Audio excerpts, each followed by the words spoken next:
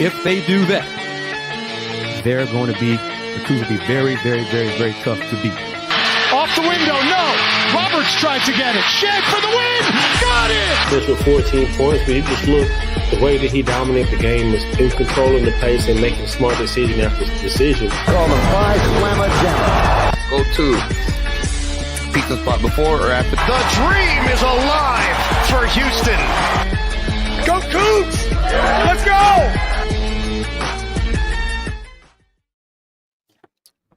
Welcome to this latest edition of Let's Rage Coogs, presented by the Saxenian Family. I am KG Kris Gardner of the Houston Roundball Review.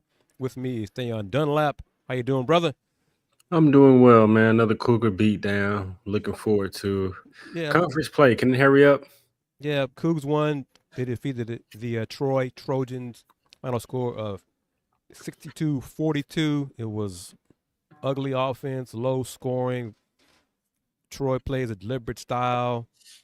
They hold the ball late in the shot clock, which goes hand in hand with the Cougars' defense, and the Cougs don't play fast for a lot of our liking.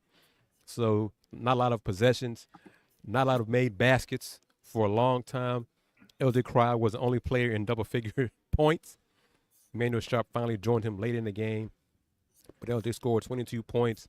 I want to say he made 6 or 7 threes, so he had it going. LJ Cry for the game was 8 for 11. His teammates were 14 for 40. So he was the bucket getter. Emmanuel Sharp added 14 points, 4 rebounds, 4 assists. Dwan Roberts did have 9 rebounds and 4 assists. He's still kind of figuring things out. But Dayon, what are your thoughts on what you saw? Man, it was really, I mean, LJ had it going, but it's really hard to critique a game like that against inferior competition. It really is. So I just kind of watch the game and just look at different ways and kind of think about, just kind of watch what are they struggling and kind of look for different weakness that may show themselves when they play tougher teams. And one of those, like you said, was putting the ball in the basket. That's kind of what we've been talking about, and having players consistently putting the ball in the basket. And so it's Troy, but against stiffer competition, who could defend at the same level as Houston can. Houston, I'm just ready for more stiffer competition. But today it was just good to see LJ going. J1 did what he does against this type of competition. There you go. Yeah. So that's our theme this season so far. Cool win, man. Pace. You're right, Bryce. Definitely need more pace. Got to create a faster pace to be able to create easier baskets versus you don't have someone that can just get it off the dribble. One of the ways to do that is get in transition. I saw Milos do it one of the second half. He kicked it up to Malik, but need more of that. It's just a simple go ahead. You know who used to be great at that? Galen Robinson. He'll get it quickly and then outlet pass up quickly. Just get the ball up the court quickly. You know, ironically, the offense, the game was over. I mean, the game was never in doubt.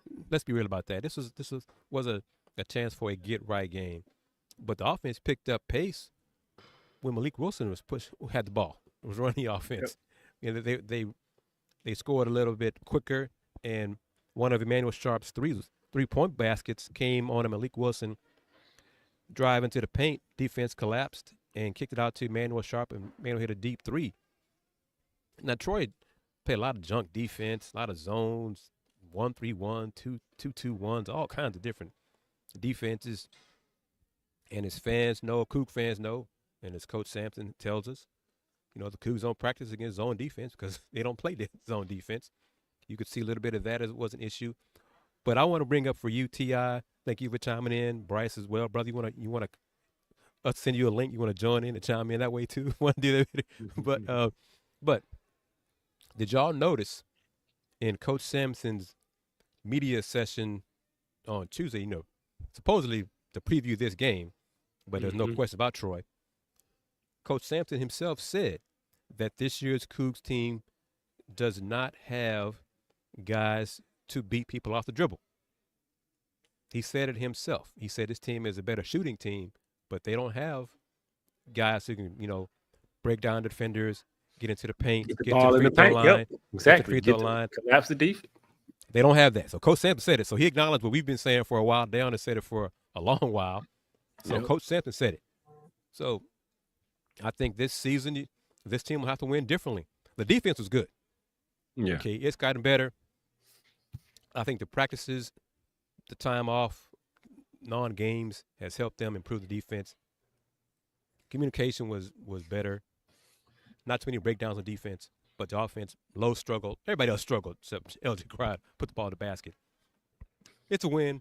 We can talk about it, but let's not dwell on it too much. But if you're wondering, Andy is coaching his team tonight, so that's what he's doing. I'm not sure if they won or not, but that's where Coach Yanez is this evening.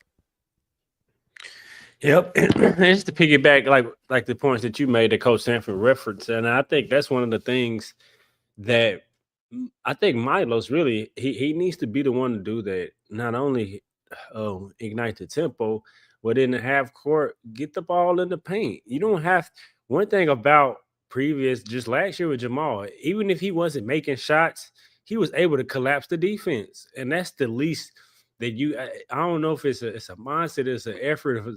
He can do it. So I know they talk about it. Coach Sampson wouldn't have referenced it if he didn't talk to his players about it.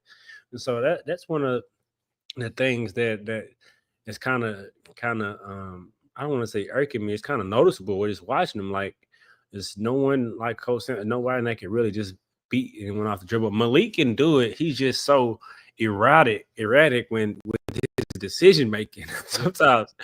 But he can get downhill. That's one of his strengths is getting downhill. It's just that playmaking ability of making those natural plays. Passing he doesn't do it naturally. But Terrence, I would think is the player is coming. It feels like I think these games are good for Terrence. These last two games today concluded, and then these next couple games will be really good opportunity for Terrence to continue to build his chemistry, build his rhythm, getting ready for conference play. And I think he looks to be settling in and more comfortable. And hopefully, health-wise, he can uptick his minutes because I think he's one of the ones that even if he doesn't penetrate to collapse the defense to kick it out to a shooter, you can throw it to him on the mid-post or anywhere he can isolate and he can get his own. Agreed. And, added to what you just said, there were times in this game, Milos beat his man off the dribble a little bit and then stopped. like he decided not to continue going to the basket. And I'm like, man, you had your man beat. Get into the paint, keep on dribbling, keep attacking. He didn't do that. It's kind of strange, but LJ, I've noticed this. He's squared up on his jumper the last two games. He has been leaning, fading one way or the other. And his three-point shot, which was falling short, fell short a lot in Vegas. Of course, he played a lot of minutes, but he's more square on his jumper. 6 or 7 from 3 tonight. That was a good sign. Crabtree, we see this and we agree on your point about Juan's playing much better. But Dayon, what is our theme this season so far?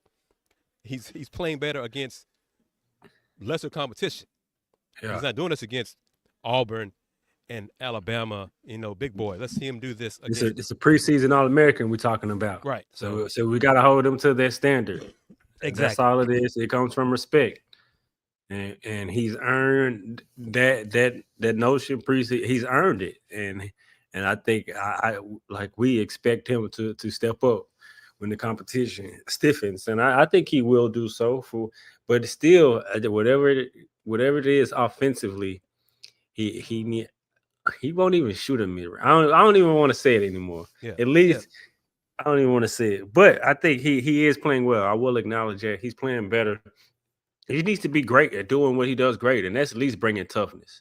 Yes. I mean, you can't always make shots. You can always make your jump hooks and make shots, but one thing you can control is your effort and energy. Coach Sampson says that, and he can give that, and he's been giving that and grabbing the rebounds. He even had some blocked shots. He was a rim protector today.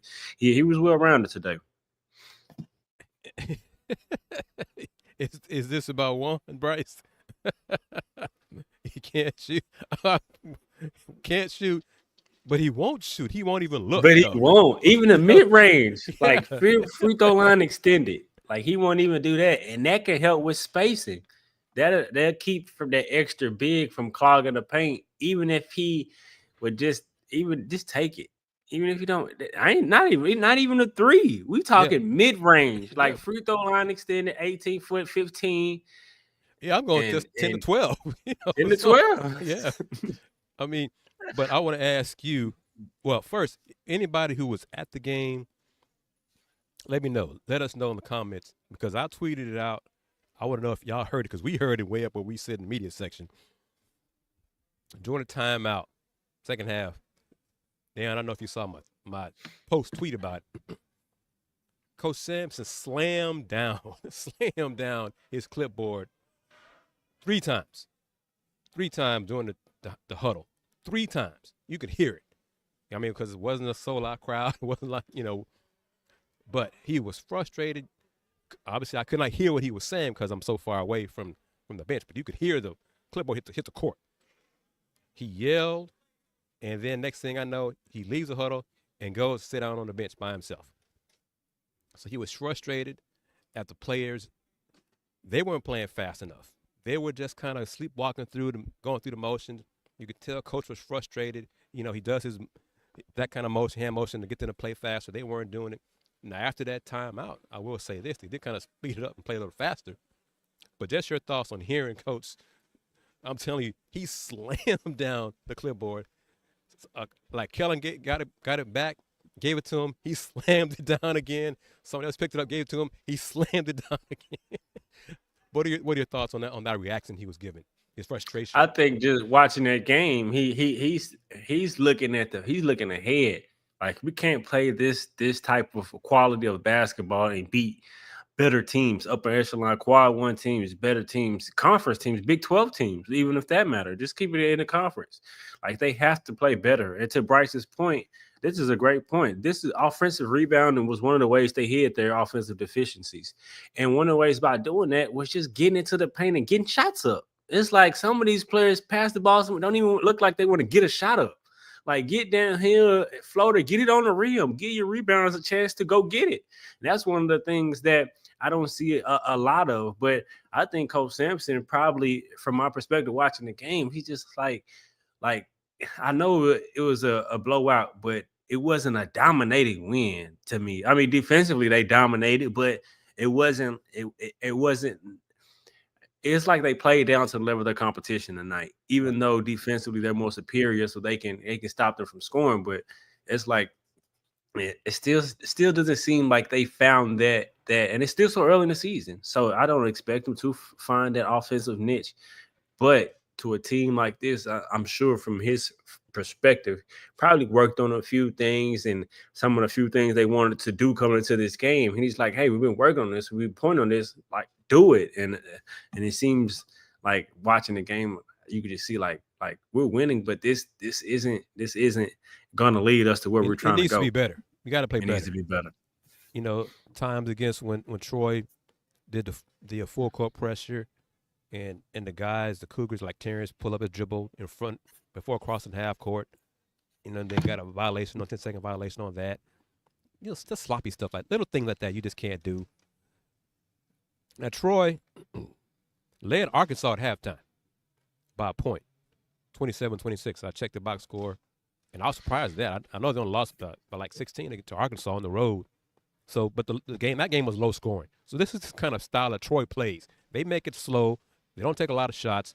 They don't have a lot of possessions. So they're going to play ugly basketball to slow it down based on their own personnel. So you got to give Coach Cross some credit for that as well. Hey, we don't have the athletes and all that kind of things to play fast and up-tempo, so we're going to grind it out and hope we get hot. Well, it didn't get hot. The Cougs defense would not allow that. But the Cougs' lack of attacking zone defenses, 1-3-1s, 2-2-1s, 2-3s, whatever, that's an issue. And I know Coach Sampson says we don't go against in the practice. But you got to know they prepared for it, though. They prepared for it. That's what I'm point. They prepared for it. I know. So act like it. Act like it. And especially having the shooters that they have, this is a prime game where, especially if you're a guard like Malos and I got the ball in my hands, this team runs some zone. We know we're going to see some zone. I know I'm finna penetrate and get my assist up because I got shooters on the outside everywhere, from LJ to Emmanuel.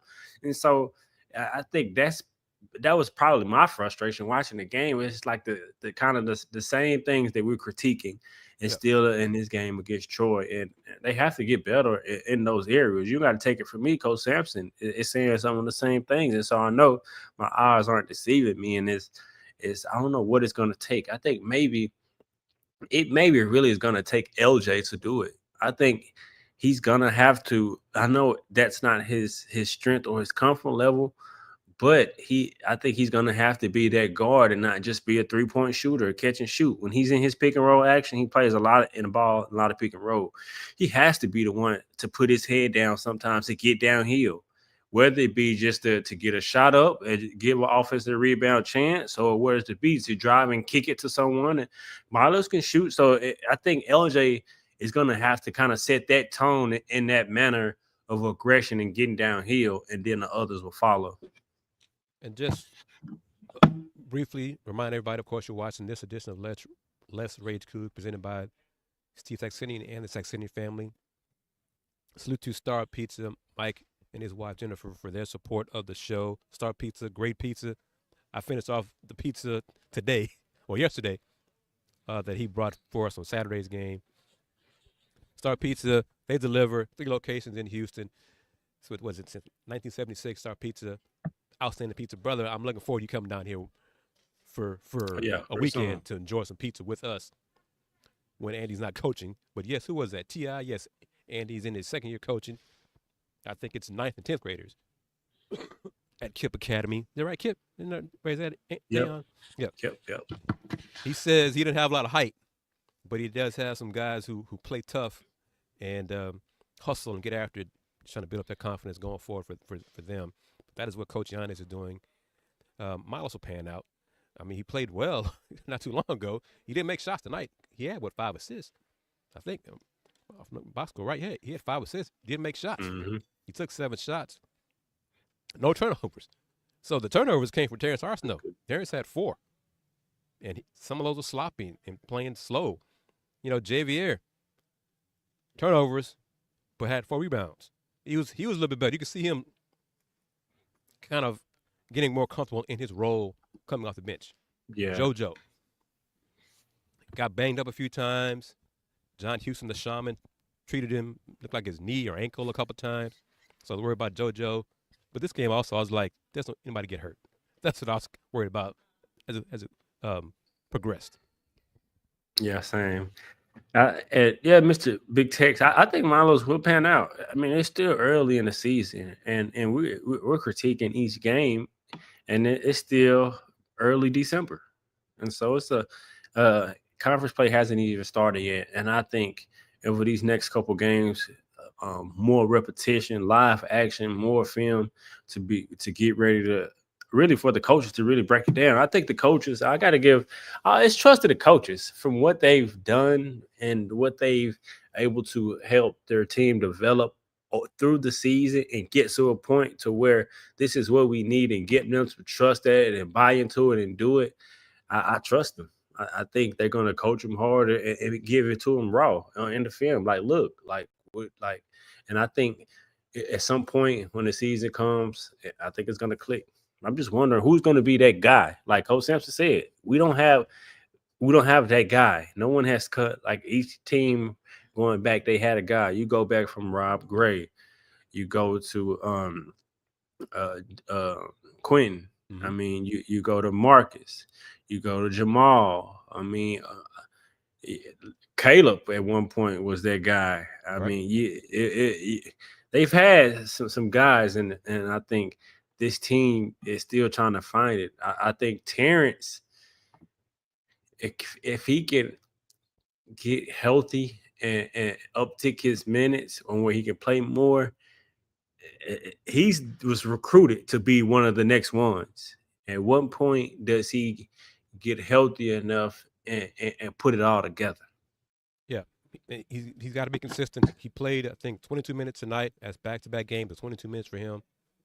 He took 4 free throws, so he was one of the few Cougs went to the line, and shot more than 2 free throws. So that's good. The Cougs only took 14 free throws. Emmanuel was 4 for 4. Terrence was 3 for 4. LJ was hot from 3, going 6 or 7, but he didn't have any free throw attempts. Malik 1 for 2. Jay 0 for 1. Ramon 1 for 2. Ramon played 11 minutes. So that's good. Bill only had 1 rebound. That's kind of a surprise. The second half rebounding, Troy beat the Cougs on the boards 21-15. So that is an issue. Overall, it was 38-36 Cougs rebounding. But the game was just, it lacked flow. Troy outscored the Cougs in the paint 2016. That's rare. Don't like seeing that. This is Troy talking about Dayon. That's something you don't like. So there were things. Coach Sam's so frustrated. Yeah, enough things to correct and fix and fine tune. And this is, I'm not sure that anybody still in college, let me know, but I'm got to be around the time of when the finals are approaching. So that's another thing. Teams struggle around finals in December, and you focusing on class and all the different kind of stuff. So that could be a factor as well. Cougs got the dub. They won by 20. we're picking on all kinds of things, and they won by 20. Mm-hmm. So and this is a good point. Yeah, they got to stay healthy. This team is going to be different. I mean, the Big 12 is going to be different than last year, obviously, because of the losses that they've experienced in this non-conference. But the objective for the Cougs specifically is to stay healthy, as Crabtree says right here, and play their best ball come tournament time. We're going to nitpick because that's part of what post-game shows do. We're going to nitpick every game between now and March. But if they're playing their best ball come tournament time, we won't care about this game December 10th. But, yes, there are things they need to fix, things they need to work on, things they need to improve. They do those things, they can still win and accomplish the ultimate goal, and that's the thing.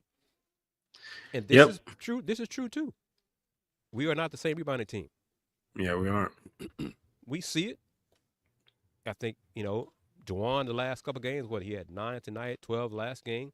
I think he's hitting the boards better, but let's see him do it against the bigger competition in the Big 12. But if he does it, Chodo has to rebound. Terrence has to rebound. Emmanuel has to rebound. So they got to rebound differently than previous squads. As a collective, yes. And what's something that's been reoccurring that they don't have this year is a guard that's a good rebounder. I mean, Terrence can be that, but he hasn't played enough minutes, I don't think, to be able to well, I don't want to say that. I think Terrence can be that, but I think every year from Malcolm Wimmer, Houston has had a guard that's been a good rebounder that's averaged 5+ rebounds, and this year they don't have that. I think the bigs do what they can do. They need to rebound better, but the guards, it has to be a team effort. I think you got to crash the glass. Yeah, Milos do more rebounding, and Emmanuel, because you get those two guys help out the bigs. That'll make a difference rebounding. I'm not expecting LJ to rebound. Okay, I do think Milos and Emmanuel can get some more boards than they're doing. Milos had 1 rebound tonight. He's athletic enough, long enough that he can get more than 1 rebound. Come on now. Yeah, he definitely can. I think.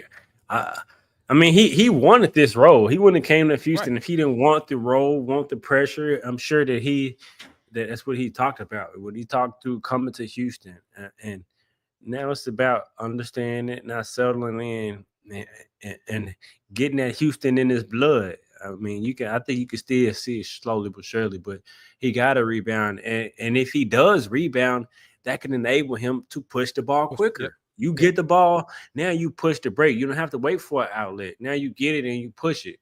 And I think that goes hand in hand with that mindset of being aggressive. Like, I'm going to get this rebound and I'm going to get inside the paint. I think that's a mindset, and that's an aggressive mindset that he has to develop. And I trust in coaching staff that they're going to bring it out of him. And there were times tonight, I mean, there have been times through these first, 9 games now, where the Cougs rebound, get the defensive rebound. I mean, heck, earlier in the season, the Cougs are struggling to get the defense rebound. They're getting beat on by the opponent on the old boards. But get that defensive board and push the ball to the floor. They weren't doing that. They didn't do it tonight. Fast break points was definitely not enough. It was 5-5 fast break points. Damn, man. At 5, Houston should get 5 fast break points in like the first 10 minutes of the first half. You know what I'm saying? 5 for a whole game. That's not enough. There's so many things for them to do. But ironically, the Cougs were 9 for 19 from 3-point range. They were almost 50% from 3-point range. When was the last time a Houston Cougar offense shot that well from 3-point range? And they've been doing that all year.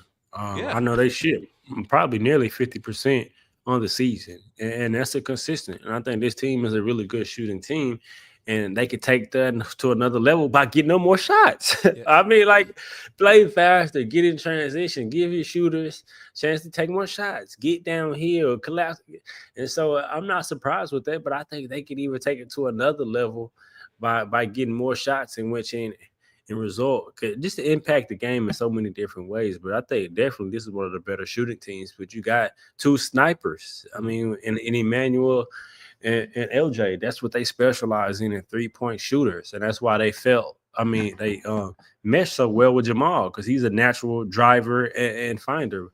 And I think Milos can be that in his own different way and his different style of point guard. But he has to realize what this team needs from him and be able to do that as part of being a leader. And that's one thing you were leading into it. I like to see more. That's what last year's team had, is threes in transition. You get the defense rebound. Jamal got it, pushed it up. He tossed a trail pass to LJ for a pull-up 3. This team can do that. That's a different way. You score fast, get some easy buckets that way. This is a good point, too. Yeah. Who's our tough guard? Who's tough? Right about that. I didn't even think about that. But I think this is a great point right here. This is a great point. It's an unknown right now. It is. You know, if you're going to count Emmanuel as a guard, he's a wing, quote unquote, then he'd be the tough one, Yeah, he's a guard. Milos, unproven. Right. LJ's tough in a different kind of way. Yeah. I would say he's mentally tough. You can't rattle him. He'll be there. Yeah, that's a good point. That's a great point. That's something to think about. I think the team, the guards, man. In games like this, Emmanuel, he has to be more consistent. I know he had 14, 2 of 5 from 3, 4 of 9. He got to the free throw line. So this is a solid game from him. I like these solid games from him. So I won't critique him too much. I just need more. And this is true. He was the one on the floor, hustling. Yeah. Diving on the floor. I will say, he's the one. He the tough one. Yeah, I give him that. So, yes, we touched on this, Rusty. Thank you for chiming in your comment as well. Coach Sampson said it in his media session yesterday. This team doesn't have guards like that. Guards that get into the paint consistently, break down on defense, get fouled, go to the free throw line. And it's tough. It's easy for us to say it. It's the more and more you see this year's team play, this team's going to win differently. It just shows you how impactful Jamal Shead was, how great he was. He's a legend in this program. Milos Uzan, year 1, is not going to do that. So who's going to be that Jamal Shead? This team may not have that kind of person. But this team are going to have to find a different way to win, and that's what they're going to do. We want, and we even in media, me, Dayon, but the fans as well, we're finding things and we're talking about this and ways to improve. We want that quick fix. Again, we want everything to be working today, December 18th. Yeah. Okay. Just get it fixed. If it's in January, if it's February, if it's March, just get it fixed. The bottom line is to win. The Cougars are not perfect. None of us are perfect. Just work on those things, continue to improve the things that need correcting, and we won't care if they win by 1. If they win their Big 12 games, 20 games, the league play this year, if they go 15-5, and those 15 wins are all by 1 point, so what? They're wins, okay? That's the point. Just correct those little things, and they're little things. They're not major issues. Correct those things, and this team still has a chance to reach its ultimate goal, and that's what everybody wants. Yep, that's exactly what we want. That's why we keep preference by the month and trusting the coaching staff. But like Kris said, as fans, we want that quick fix. And so I'm looking forward to these next couple games. Is I think the schedule, I mean, it's well. You play some tough teams, learn and see what it's like to compete at that high level. Then you play some teams who is not so good or not so to the upper level or quad, however you want to quantify the talent of these teams.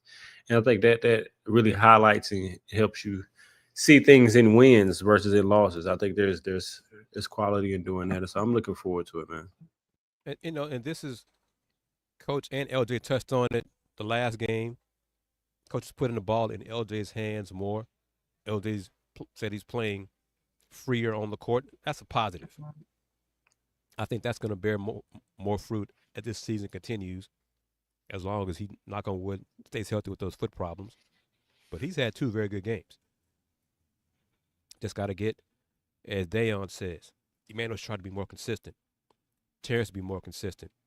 Coach Sampson said it himself last game. Milos has the capabilities. There will be a game or two this season when Milos might be the leading scorer. Out of necessity, or he's just being more aggressive and got it rolling that night. He has that in him too. So then he needs to be more consistent. Johnny, no. No. If it happens, it happens. But Cordell's not a point guard. Yeah, I haven't seen enough of him to even be able to give any kind of critique of his game at the level. It's always so. I trust Kris. Always, I trust Kris. It's garbage time and yeah, and his shot's not great. He's a better defensive player than he is an offensive player. I'll just put it like that. I was glad to see Mercy get some more time, but he had some breakdowns on defense, and Coach got on his butt for those breakdowns on defense.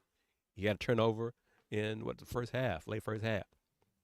Those things like that, when you want more minutes, now Coach doesn't have a lot of patience for freshmen, who we want them to get more minutes.